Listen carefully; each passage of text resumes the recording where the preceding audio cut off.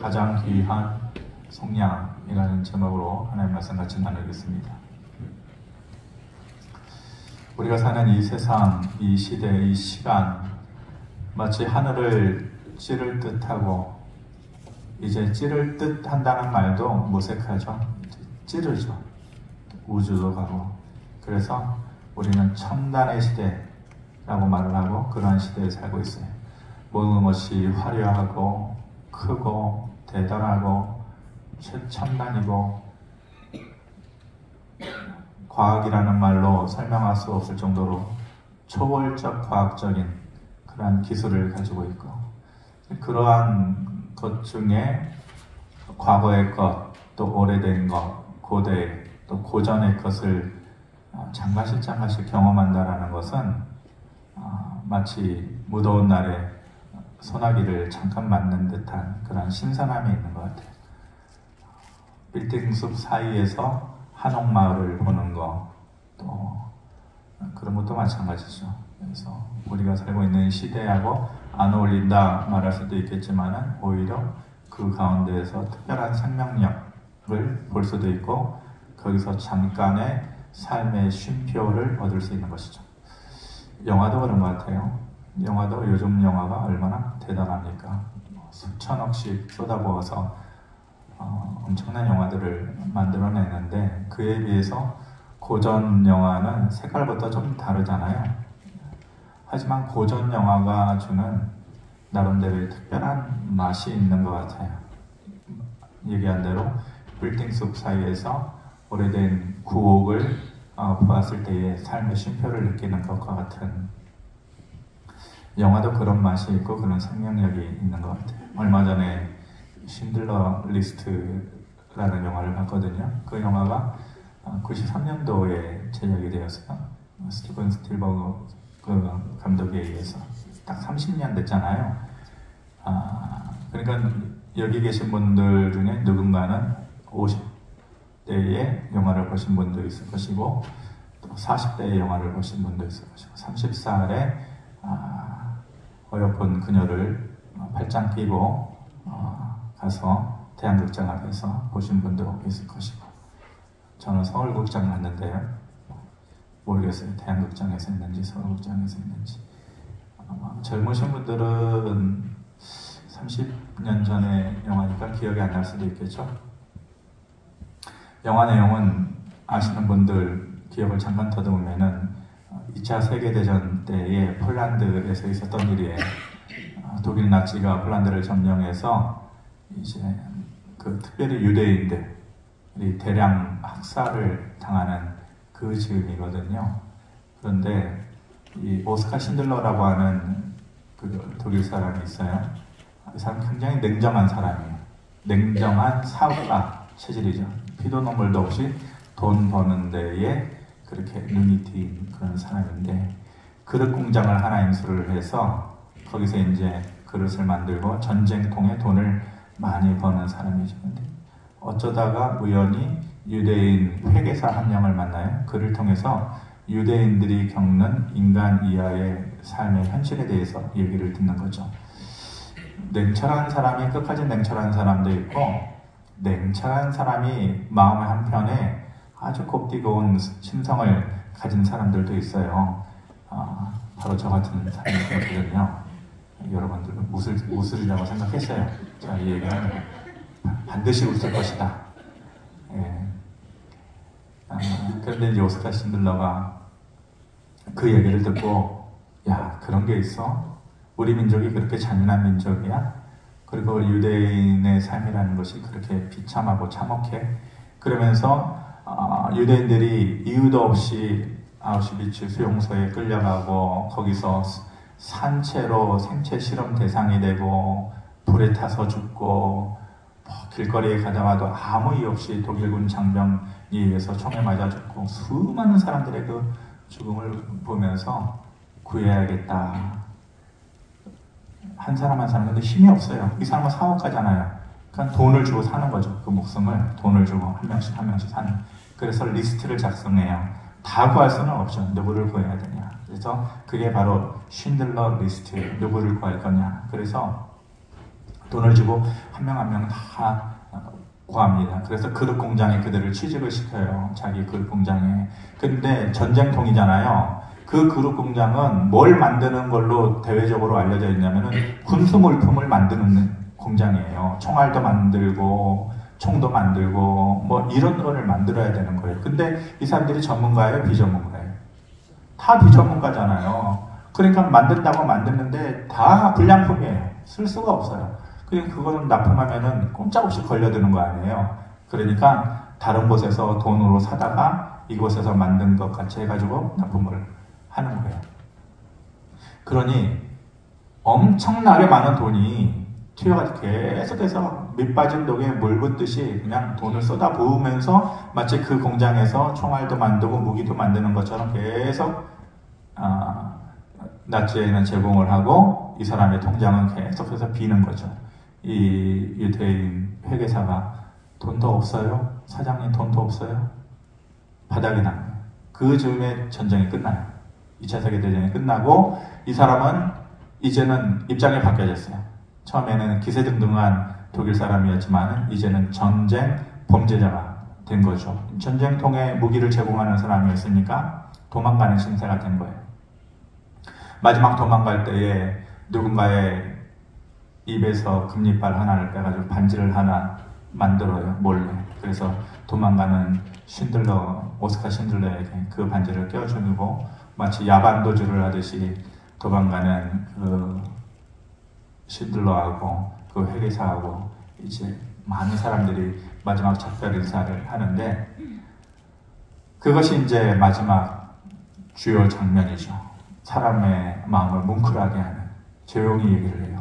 눈물을 흘리면서 내가 한 사람을 더 구할 수 있었는데, 내가 가지고 있는 반지 하나로 한 사람의 목숨을 더 구할 수 있었는데, 내가 가지고 있는 아무 의미 없는 이 독일군 배지, 금 배지, 이거 가지고 한 사람의 목숨을 더 구할 수 있었는데, 그러면서 눈물을 흘리면서 마지막 장면이 끝나게 되고, 그리고 영화가 끝나기 전에는 현재의 장면으로 돌아와요. 그래서 무덤가에 수많은 사람들이 줄을 쫙 늘어서 있죠. 그때 살아남은 사람들도 있고 백발이 하얀 사람들, 그리고 그 사람들의 자손, 아들, 손자들이 줄을 쫙 서가지고 저 왼편에 있는 그 무덤에 자기의 손에 돌을 하나씩 갖고 와가지고 그 무덤 위를 채우는 거예요. 그 긴 행렬이 뭘 하는 거예요? 기억하는 거예요. 나를 살려준 당신, 내 아버지를 살려준 당신, 내 할머니를 살려준 당신, 그를 기억하면서 손자도 돌을 올리고 아들도 돌을 올리죠. 그렇게 해서 영화가 끝나게 되죠. 감동이에요. 그리고 저는 원래 눈물이 많잖아요. 보면서 마지막에 울면서 야, 참 인생이 저럴 수 있을까?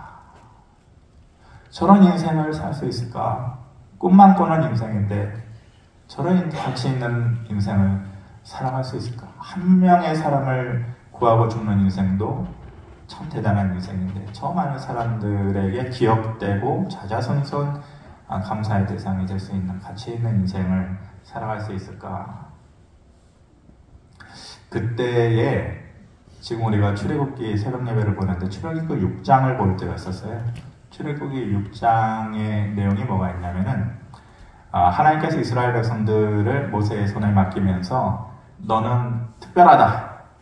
나는 아브라함의 하나님, 이삭의 하나님, 야곱의 하나님이지만은 아브라함에게, 야곱에게, 이삭에게 보이지 않았던 내 모습을 너와 내 백성에게 보인다. 너희는 특별해.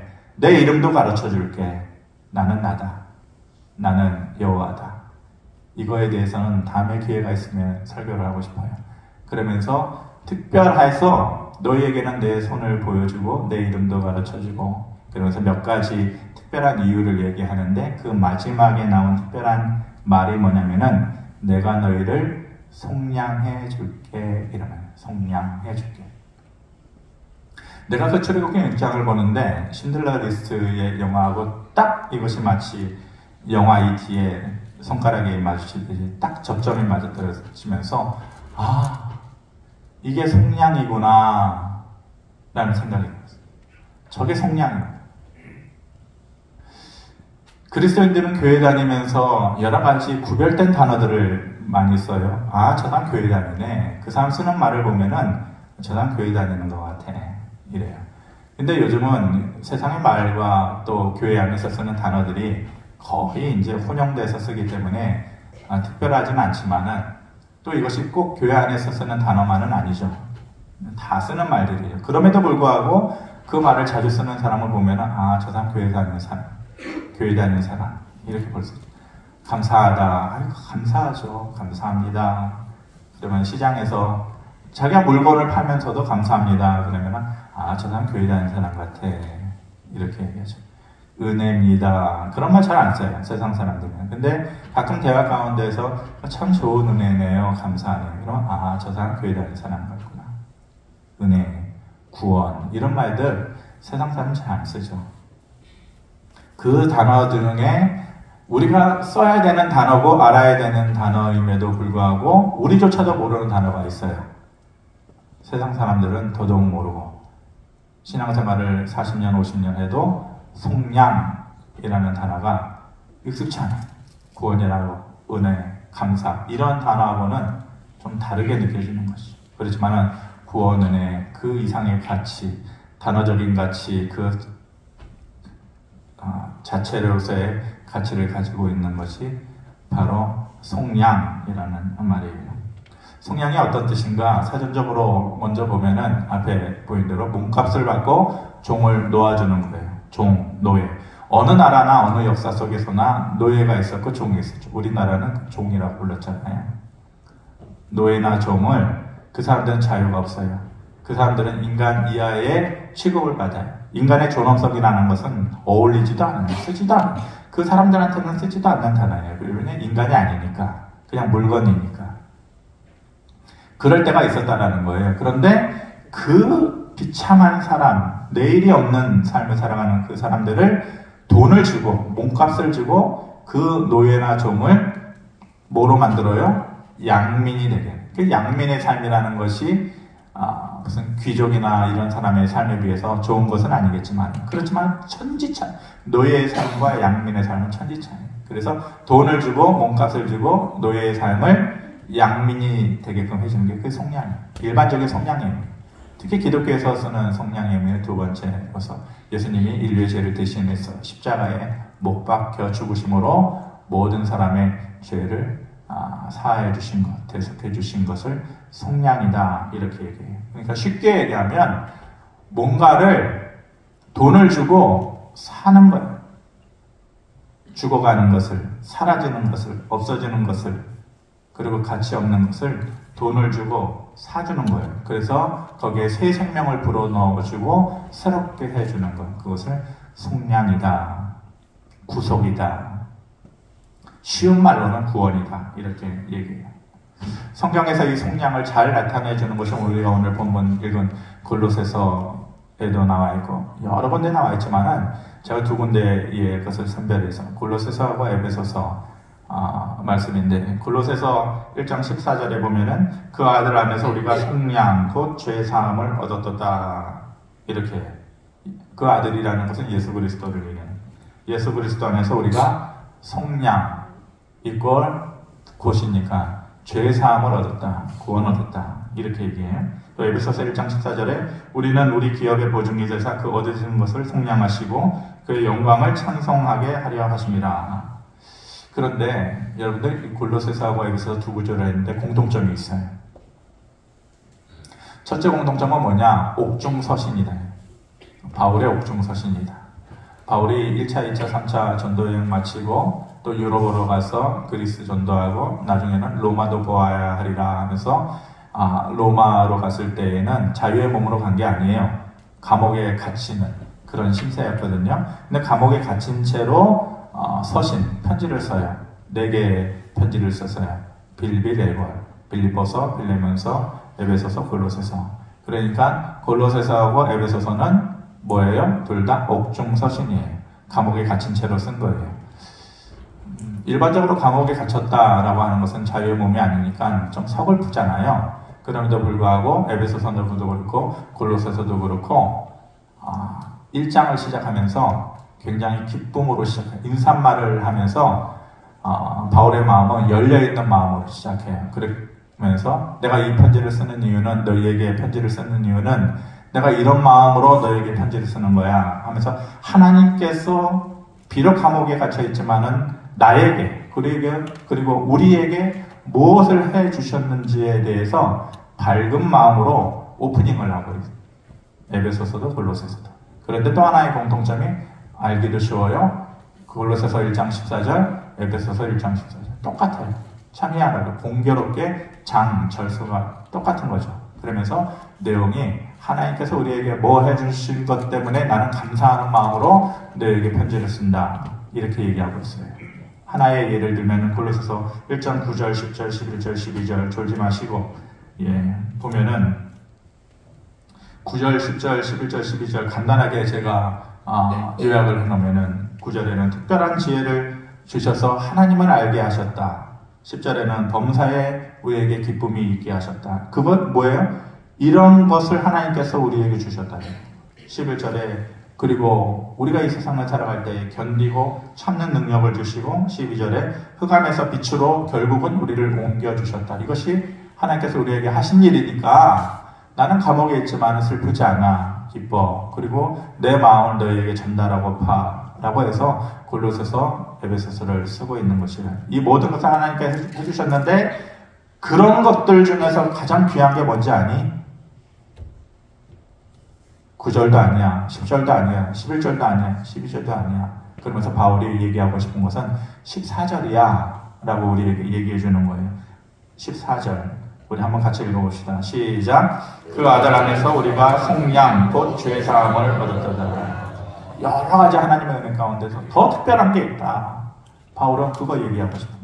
마치 제가 여러분들한테 이 마음으로 이 얘기를 전달하는, 때로는 모를 것 같아서 답답함, 안 들을 것 같아서 답답함, 하지만 그 가치는 무한대인데 바울이 그런 마음, 내가 무슨 마음으로 너희한테 이 얘기하는지, 이거 하나님께서 다 우리에게 해주셨어. 그런데 내가 전하고 싶은 것은 14절이야.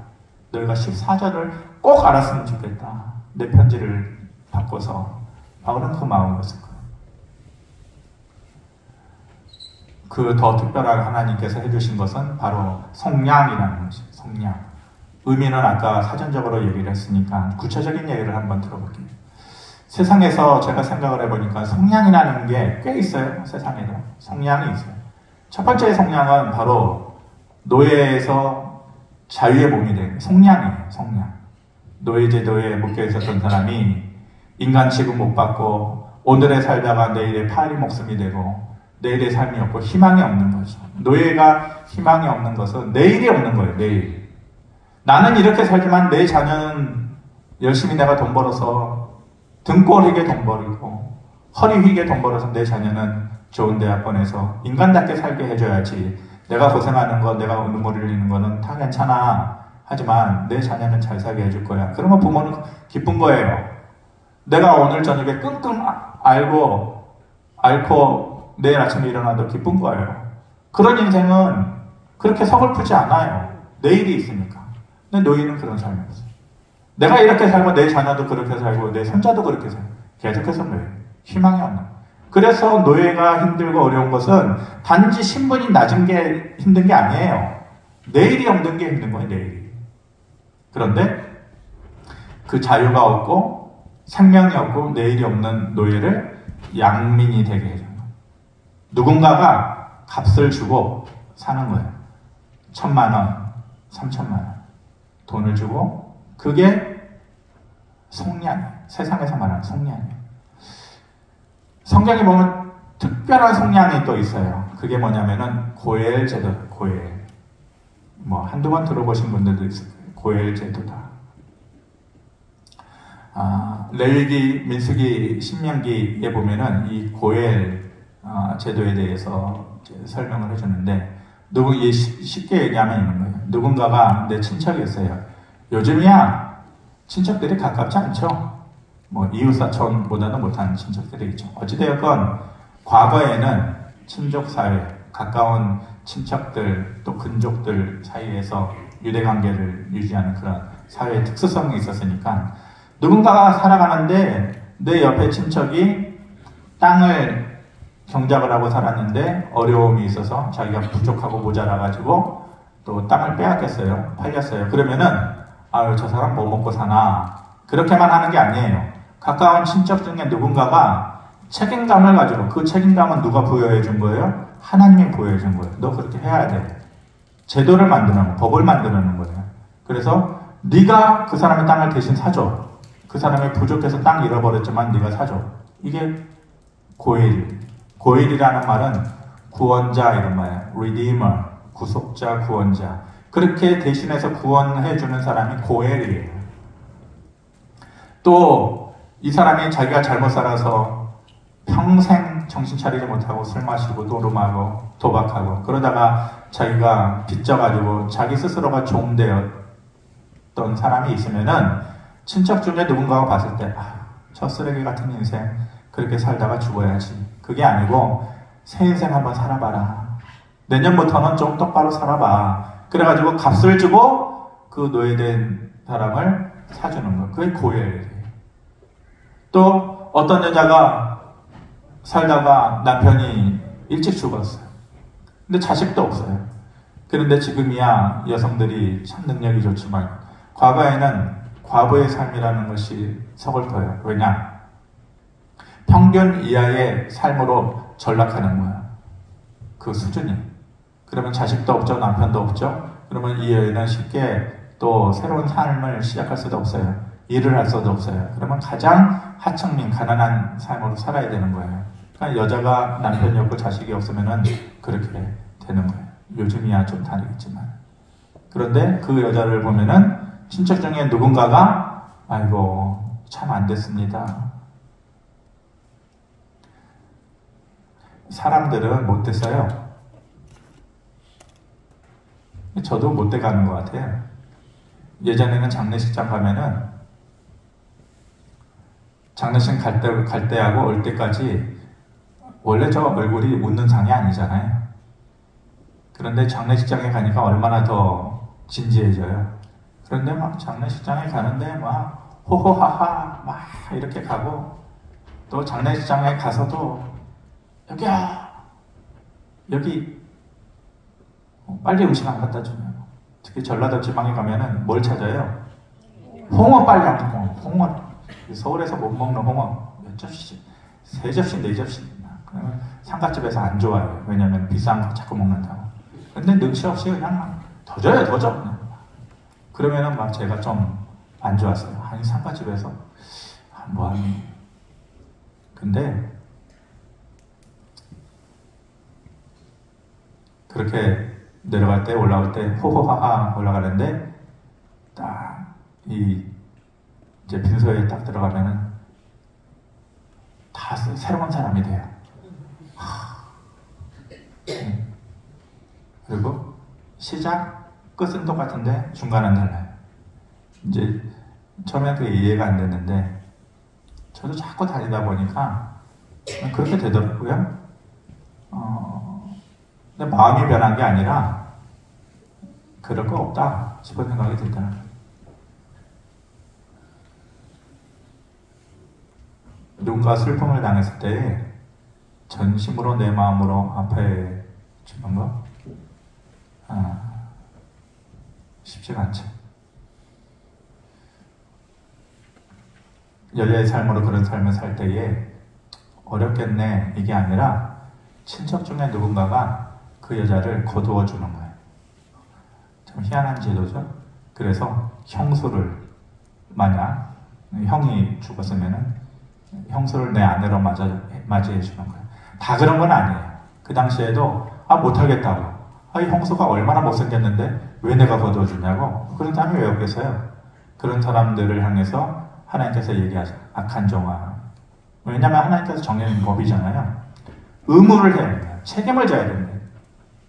그런 식으로 그래서 형수를 내 아내로 맞아들여서 자식을 낳게 해줘서 남은 인생을 사람의 인간다운 삶을 살아갈 수 있도록 해주는 게 고엘제도예요. 그러니까 이 고엘제도라는 것은 정말 놀라운, 이 세상에서 찾아보기 힘든 하나님께서 만들어 놓으신 사회를 정상화시키는 기가 막힌 법이에요. 이런 법이 어디 있어요? 근데 이게 성량이에요. 값을 주고, 내가 돈을 주고, 저 사람이 잘못했는데, 삼촌이 잘못했는데 내가 대신 사주는 거예요. 노예된 그 철없는 조카를 내가 대신 사주는 거예요. 그 고혈제도. 세상에 고혈제도가 이렇게 있어요. 또 뭐가 있어요? 아까 얘기한 신들러 리스트를 볼 때에 고혈제도가 이제 생각이 나겠죠.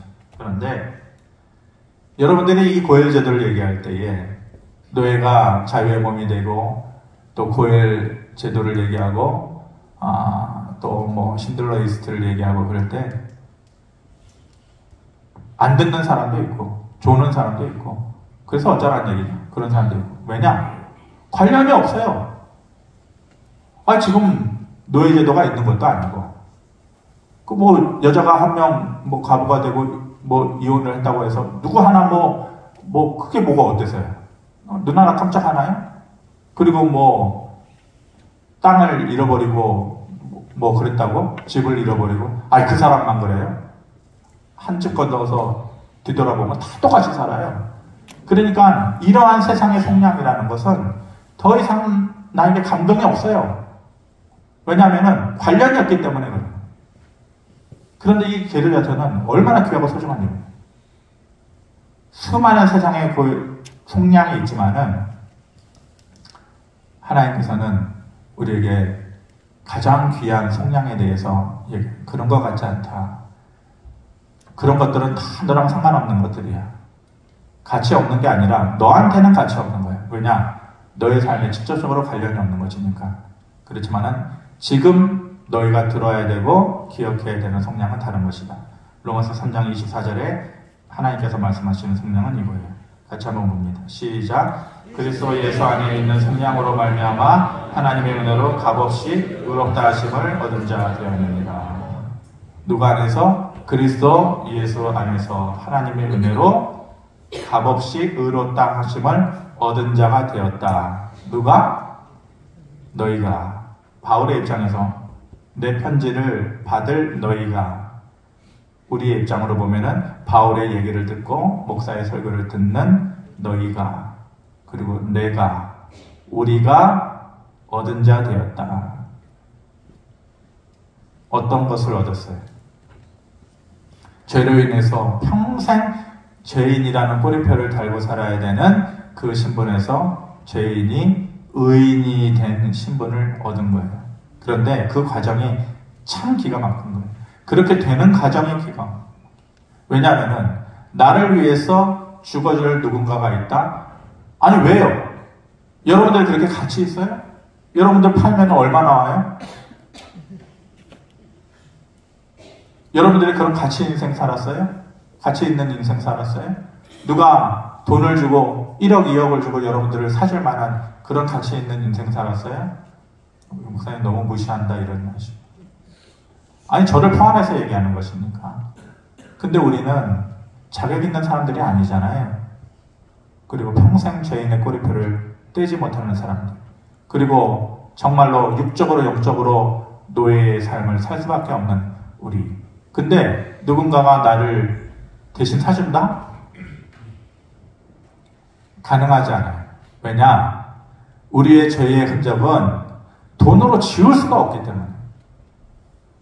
수천억을 갖다 줘도 잠깐의 신분을 상승시켜 줄 수 있지만은 죄인의 꼬리표를 뗄 수 없어요. 그 꼬리표를 떼는 것은, 우리의 죄의 흔적을 지울 수 있는 것은 죄가 없는 그 누군가의 존재, 그 하나만으로 가능한 일이에요. 다른 것으로는 될 수 없어요. 그래서 그 유일한 방법이 그리스도 예수가 죄 없는 그분이 이 세상에 오셔서 그 일을 감당하는 거예요. 주님이 싫었어요. 내가 왜 너를 위해서 해야 돼? 이 얘기는 성경에 없는 얘기예요. 제 얘기예요. 주님도 하기 싫어요. 그래서 무서워요. 두려워요. 십자가 져야 되는 게 왜 제가 해야 돼요? 그런데 하나님께서 죄 없는 자는 너뿐이다. 너의 죽음을 통해서만 저들을 구원할 수 있다 하니까 예수님께서 아버지의 뜻이라면 하고 순종하셔서 십자가 지신 것이잖아요.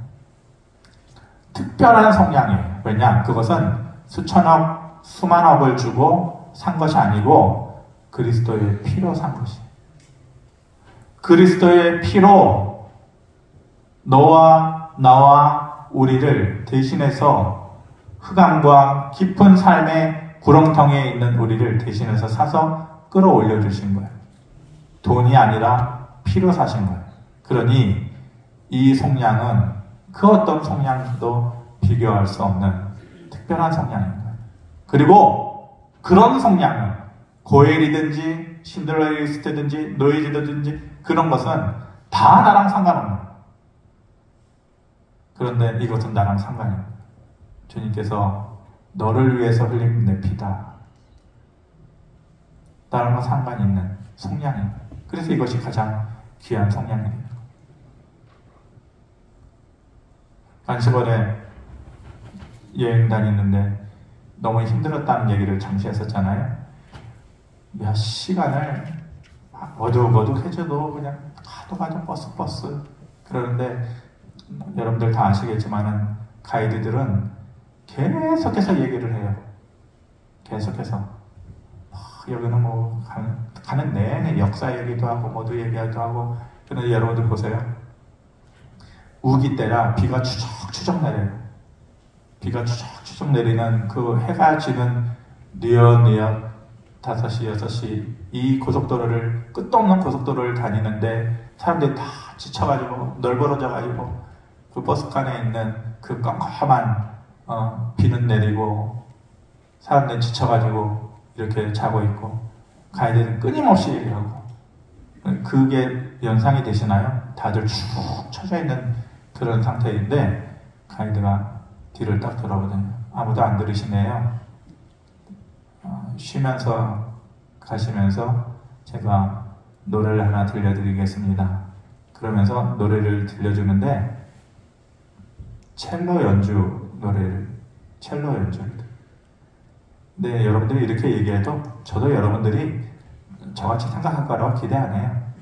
근데 그 저녁 시간에 그 지친 사람들의 그 바람 빠진 풍선처럼 이렇게 쭉 가는 그때에 바깥에서는 비가 내리고 그 끝없는 고속도로를 달리는데 첼로 소리가 어차피 비슷하지가 않네요. 첼로 소리가 이렇게 하는데 제가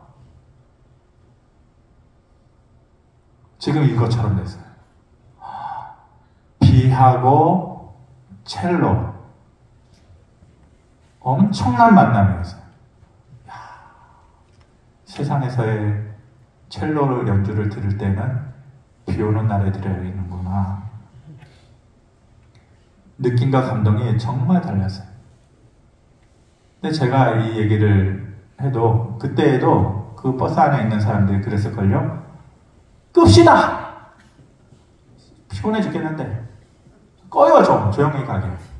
그런 사람이 왜 없었겠어요?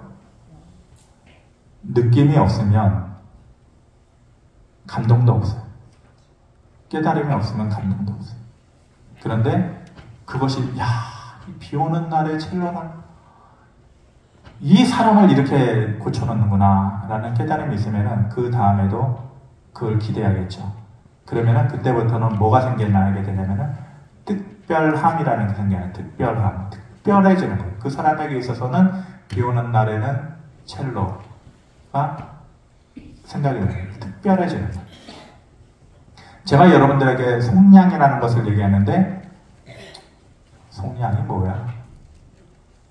깨달아지지 않고 느껴지지 않으면 특별함이 없어요. 그런데 내 얘기를 들었을 때 신들러 리스트를 보고 그렇게 울었는데 그거보다도 더 가치 있고 귀한 속량이 있었구나. 근데 그것이 내 것이구나. 그것이 내가 포함된 속량이구나. 나를 위한 속량이구나. 그러면은 깨달음이 있고 알미 있으면은 특별해지는 거예요. 무엇과 무엇 사이가 특별해지는 거예요? 비하고 첼로가 특별해지는 거잖아요. 나와 주님이 특별해지는 거예요. 깨닫고 느껴지면은 특별함이 생겨져요. 깨닫고 느껴짐이 없으면은 특별함이 없어요. 꺼요, 꺼! 아, 피곤해 죽겠는데. 이런다니까요. 앞으로 신들러 리스트를 보면은, 아, 나를 향한 주님의 성량이 있었구나. 라는 것을 연상하시고, 하지만은 그거보다도 더 귀한 성량은 핏값을 주고 자격 없는 나를 저 깊은 영적인 노예의 신분에서 살아갈 수밖에 없었던, 그것은 내일을 희망할 수 없었던 삶인데, 그런 삶을 나를 끌어올려 주신 주님의 성량이 있었구나. 이것을 떠올리시기를 바랍니다. 그것을 위해서 주님께서 다음 주에 오십니다. 다음 주에 버스 타고 오시네요, 주님이. 예. 그렇게 연결이 되고 기대를 하고 감사를 하고 그래야지 특별해지는 거예요. 그런 특별함이 있기를 바랍니다. 공허하신 아버지 하나님, 우리를 속량해 주신 것 다시 기억하고 감사드립니다. 그리고 영광 돌립니다. 한 주일간의 삶 가운데에 우리의 삶에 또 다른 속량을 허락하여 주시옵소서. 예수 그리스도 이름으로 기도하옵나이다. 아멘.